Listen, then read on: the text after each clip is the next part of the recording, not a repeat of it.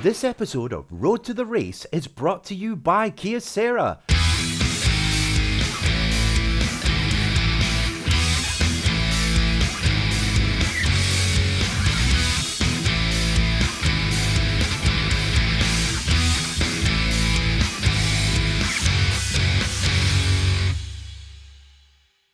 Hey everybody, welcome back to The Horn, where we have my favourite guest, David Starr. David, we talked a lot about NASCAR, stock car racing, etc. But the audience wants to know, our viewers want to know about you. So, what's your favourite thing that you do during your downtime? Well,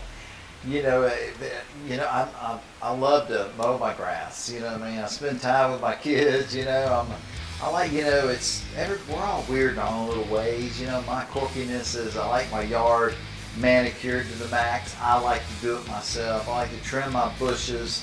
I like my flower beds all perfect, and I like to edge, and I'm just quirky about my yard. So I spend a lot of time mowing my yard when I have time and making it look as best I can make it look. And I spend time with my kids, and I like hanging out at the lake, and I'm enjoying the water, whether it's the beach or the lake. But mainly I just try to spend as much time with my wife and my kids because Daddy's gone a lot. You know what I mean? So yeah. You travel a lot. I wanted to ask you, what's your water bill like? Because I cry with my water bill for the grass for the sprinklers more than $150 a month. It's a lot, Neil. You know what I mean? Because I like to keep my lawn watered, and it's more than what it should be. That's why you need this paycheck. Absolutely, man. Thank God for the safety in our race cars, because man, I got to continue to work, sir. What do you do when you're out in the lake? Man, when I'm at the lake, just getting on a boat and enjoying. I love the water. Something about being on the water, being in the water, to me, is very therapeutic. It's just my relaxed time. And whether we're water skiing or pulling people on a tube, or just riding around in a boat, I just like being on the water. It's very relaxing to me. And whether I'm water skiing or on a board, being crazy on the water, it's still just relaxing. That's really my fun time with my family.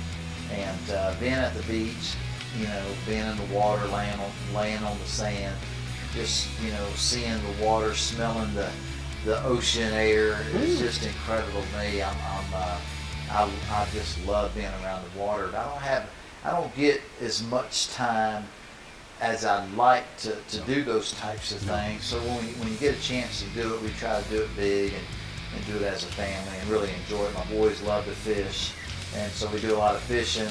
We do a lot of swimming.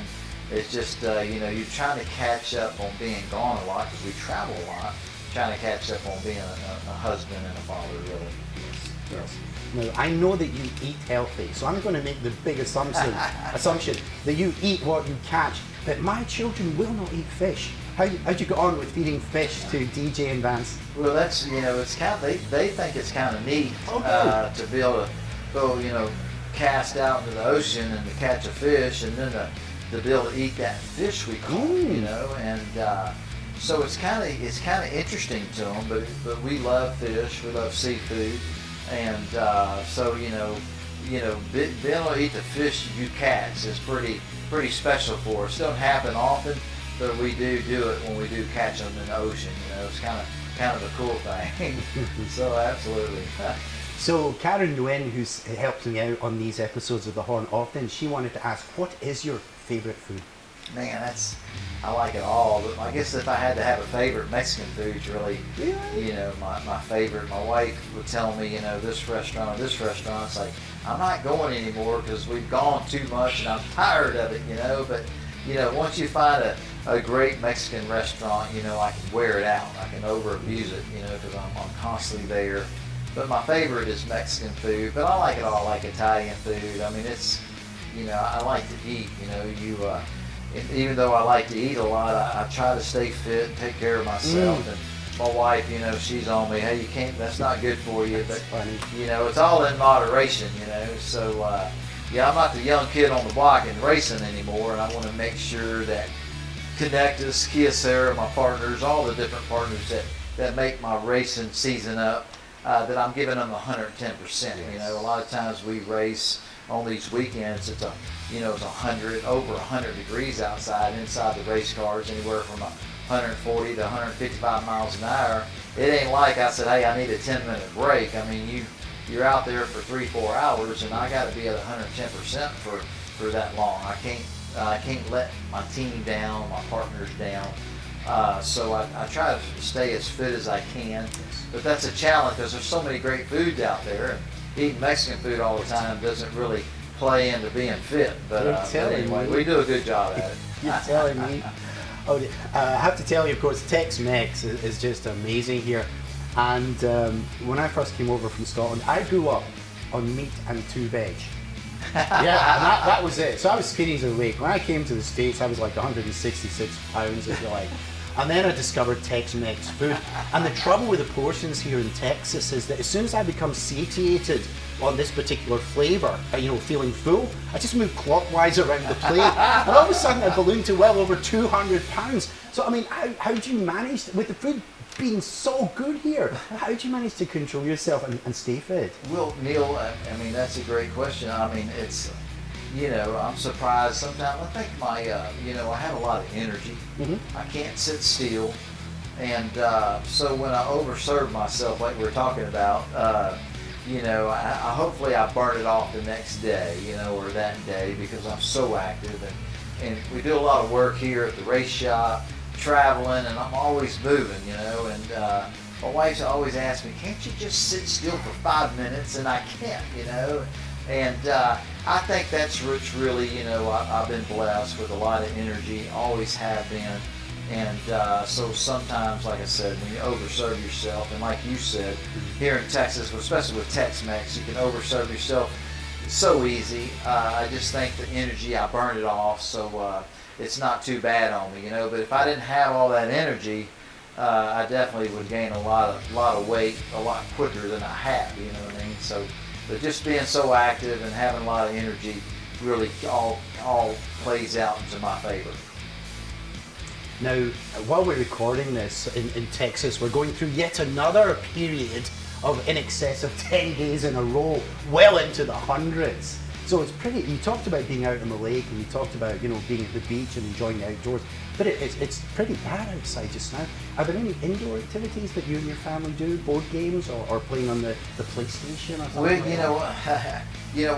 again, my wife says, hey, can't you just sit still for 5 minutes, and we're so active, and my boys are active, and we just don't sit around and watch much television. You're just moving constantly, So we don't do a whole lot of stuff indoors. A lot of it's outdoors. And people say, "Man, aren't you hot?" And I agree. I said, "I am very hot. It's hot outside, and I'm hot." But just growing up in Houston, Texas, being a Texan, it's always hot in our state, and you kind of. For me, I feel like that I'm so acclimated to the heat that it doesn't really slow me down, and a lot of times in different parts of the country that we're racing at, it's really extremely hot. It gets so hot in the race car, but I feel like, Neil, we were talking earlier about, trying to have an advantage on your competition, working on the race car, where can you tweak it at here and there, and I feel like when it's really extremely hot, that maybe I might have a little bit of a slight advantage because, again, I'm hot just like anybody else, but it doesn't really affect me. It doesn't slow me down, and it's kind of interesting, but, I work through it, I don't stop working, and we work in some hot conditions, but I'm somewhat acclimated to it and used to it, so I feel like there's a little advantage with that. David, when we were talking before, I remember a time when the race was actually stopped, and so you were stationary inside your vehicle, and the temperature was 130 degrees, and there were these guys with a cooler box and handing out water to the drivers, and you told me you only took the bottle to be polite, you didn't really need it. Do you remember that? Man, I remember that race. That was years and years ago. We were racing in Memphis, Tennessee, and it was hot, and there was an accident on the racetrack, and they needed the cars needed to stop. They put the red out to stop the race. They did stop the race. towards the end of the race, and it's been hot the entire race. So, sitting there, what helps you when it's really hot, when you're going around the racetrack, you get some kind of breeze coming in the race car, Yes. at the speed you're running. But when they stop the race, we're sitting on the racetrack in our race cars, motors turned off. But there's no breeze blowing in. It's extremely hot.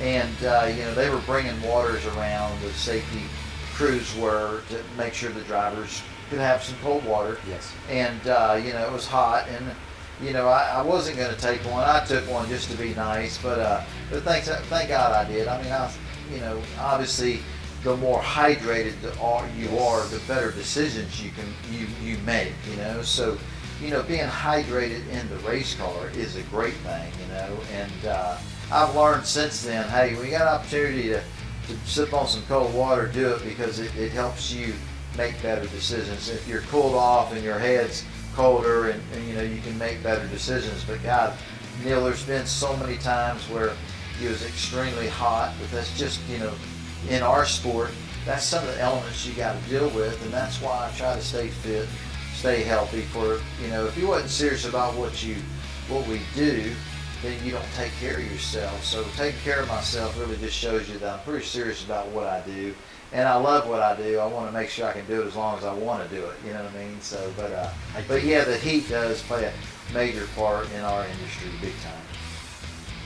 And your enthusiasm for it shows, David. Before we go, there's a couple of our audience are desperate for me to ask you this question. Do you like driving regular cars, like driving your regular truck? How can you stand sticking to 30, 40 mile per hour limits? Man, Neil, that's a funny question, because years ago when I first made it in NASCAR, I would, the race is over with, you visit with everybody, then you got to drive to the airport, and a lot of times, I had a hard time trying to get back to 60 or 55 miles an hour.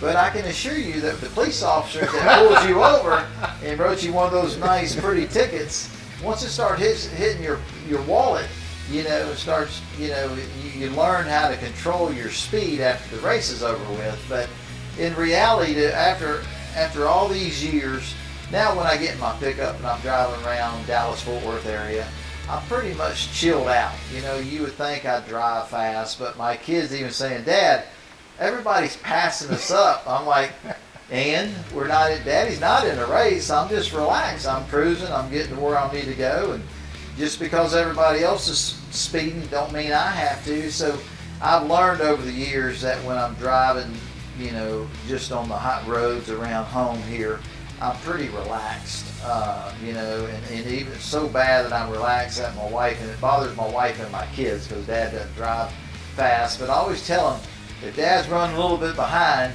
I can probably get there on time if I need to. But these days, when you live the cool life that I have lived for as long as I have and raced as long as I have. Man, I love that intensity. I love the speed. But I have learned that that's enough for me on the weekends. I don't have to do that Monday, Tuesday, Wednesday, Thursday, and Friday back at home. So I've learned to control myself, and now I'm pretty relaxed on the street. Just a normal guy watching the speed limit, paying attention to all the rules. Because in seriousness, our cars that we drive, our pickup trucks that we drive on the street, I mean, there's some great manufacturers that we all drive or whatever we prefer, and they're all safe, but the safest place for me is inside that race car. It's built for those speeds, and it's built to wreck going that fast, and I feel like the race car is safe and built for that. And, our passenger cars, if you're going 100 or faster than 100 on the street, you're just asking for trouble, because that's just, our cars aren't really built to go that fast and to wreck on the highway. So I mind the rules like everybody else's, because the highways can be dangerous for anybody. It doesn't, safety doesn't discriminate for me or you or anybody else. So you got to mind the speed limit, and you got to do the right things. I always, at home I have Precious Cargo. You got Precious Cargo. We'll make sure our families are safe and we're safe as well. So I'm a pretty slow driver when it comes to driving around the house. Excellent. David Starr, thanks for joining us again. It's always a pleasure. Thank you, sir. and we'll see you all next time on The Horn.